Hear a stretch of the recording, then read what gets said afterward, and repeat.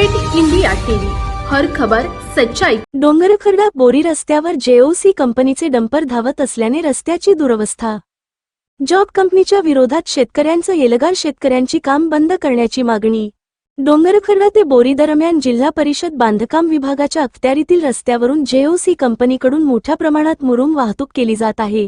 दिवसेंदिवस धावणाऱ्या अवजड डंपरमुळे सदर रस्ता अक्षरशः उखडून गेला असून मोठमोठे खड्डे निर्माण झाले आहेत। यामुळे परिसरातील शेतकरी व नागरिकांना प्रचंड गैरसोयींचा सामना करावा लागत आहे।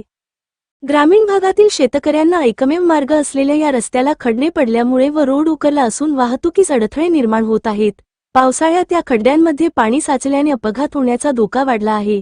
विशेष म्हणजे हा रस्ता जिल्हा परिषद बांधकाम विभागाच्या देखरेखीखाली असून संबंधित विभाग दुर्लक्ष होत आहे। शेतकरी वर्गाने याबाबत तीव्र संताप व्यक्त केला असून त्यांनी थेट रस्त्यावर उतरत जेओसी कंपनीच्या डंपर वाहतुकीला विरोध दर्शवत रस्ता रोको आंदोलन करण्याचा इशारा दिला आहे। आमच्या शेतातील मालाची ने-आण करताना रस्त्यावरील खड्ड्यांमुळे वेळ व खर्च वाढत आहे।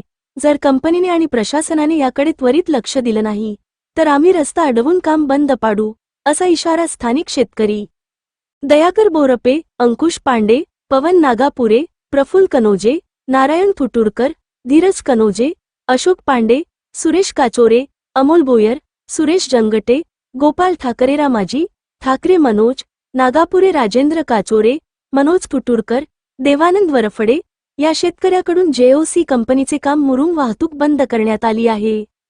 या पार्श्वभूमीवर प्रशासनाने त्वरित हस्तक्षेप करून डंपर वाहतूक नियंत्रित करावी, रस्त्याची तातडीने डागडुजी करावी आणि जेओसी कंपनीला जबाबदार धरून नुकसान भरपाईची कार्यवाही करावी, अशी मागणी ग्रामस्थांनी केली आहे। ग्रामीण जनतेच्या संयमाचा अंत होत चालल्याने प्रशासनाने वेळीच लक्ष घालणे अत्यावश्यक ठरत आहे। कळंब तालुका प्रतिनिधी महेंद्र लडके।